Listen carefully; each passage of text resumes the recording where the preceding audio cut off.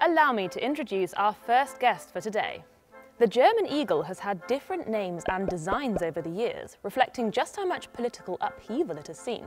At the turn of the 20th century, Germany was a constitutional monarchy.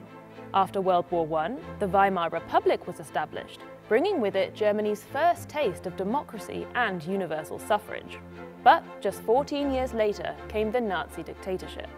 After the Second World War, Germany was split in two, with each new state heading in completely different political directions. In the West, a parliamentary democracy was re-established under Allied supervision. In the East, a communist dictatorship, largely controlled by the Soviet Union, took hold. That brings us to this very room here in the city of Bonn. It was specifically designed to house the West German parliament, which had outgrown its previous home. But not long before the project was finished, the Berlin Wall fell, and it was decided that Berlin would be the capital of a newly reunified Germany. So it was goodbye to this place, and hello to this one, the Reichstag building in Berlin. The Bundestag, or federal parliament, is directly elected by the German people. But there's another part to the German legislature.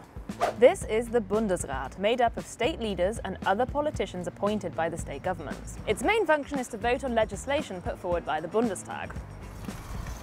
The highest political office in Germany is that of the federal president, hence the fancy residence. Then comes the president of the Bundestag, and then the chancellor. But of course, the chancellor gets a lot of the limelight, especially internationally. There's no limit to how long someone can hold this office. Both Helmut Kohl and Angela Merkel racked up a whopping 4 terms or 16 years each. Federal elections take place every 4 years, and they're only open to German citizens over the age of 18. Oh. That counts me out then. Check out this ballot paper. Looks complicated, right?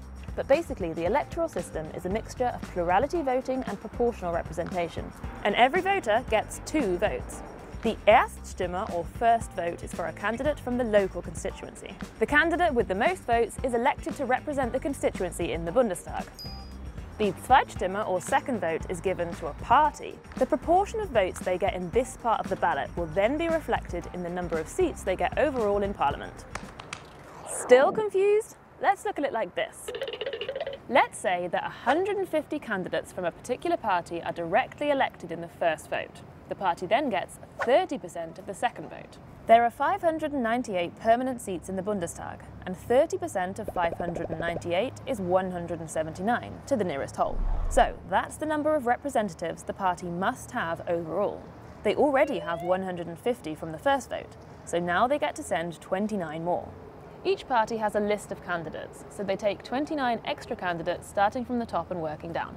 But if the number of candidates directly elected in the first vote is higher than the number of representatives the party should receive according to the second vote, then they have extra seats, known as Überhangmandate. In this case, the other parties are granted more seats too, known as Ausgleichsmandate, until the proportion is correct.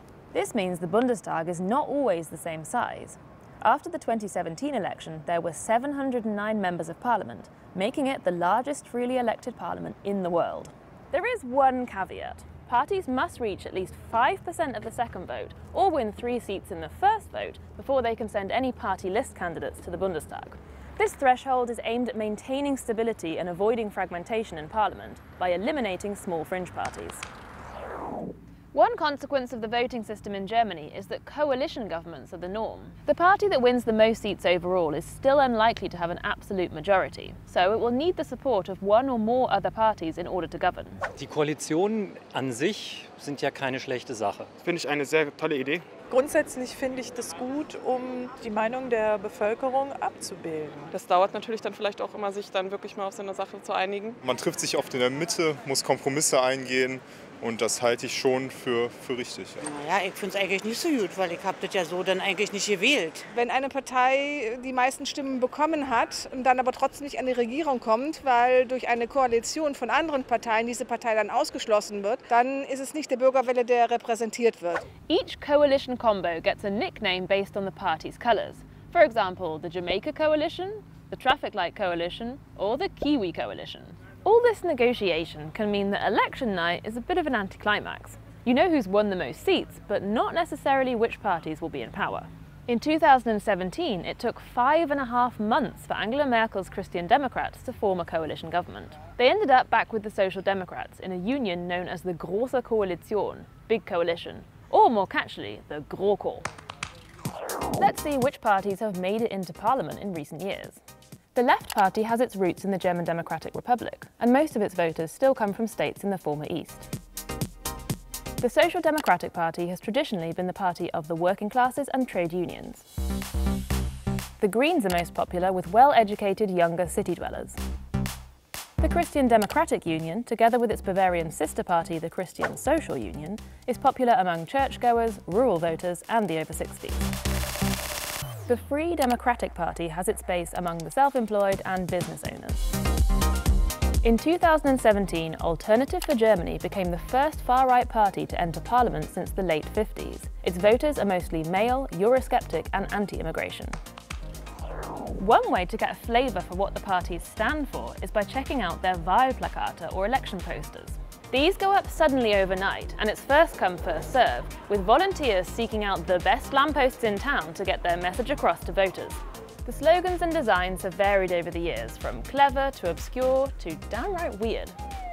Ob jetzt Wahlwerbung wirkt, kann man letztlich gar nicht sagen. Ich glaube, es wird jetzt nicht so sein, dass man sich jetzt Wahlwerbespots und ein paar Plakate an der Straße anschaut und sagt, nee, die SPD ist nichts mehr für mich, ich wähle jetzt CDU. Jeder Wähler weiß, das sind die großen Probleme der nächsten Jahre und die kann man dann an einer Hand abzählen und die müssen gelöst werden. Und deswegen ist dieser Zuschnitt auf Personen, auf starke Führungspersönlichkeiten ungemein wichtig. Und ich glaube, da öffnet sich etwas in Deutschland, was natürlich noch lange nicht so ist, wie wir es jetzt in den USA kennen. Aber ich glaube, dass diese Personenzentrierung wichtiger wird. Sie wird nicht alles, aber sie wird wichtig. Join us over on Instagram for a deeper dive into German elections and politics. And let us know what you think of the German electoral system in the comments. I hope I can count on your vote, or at least a like.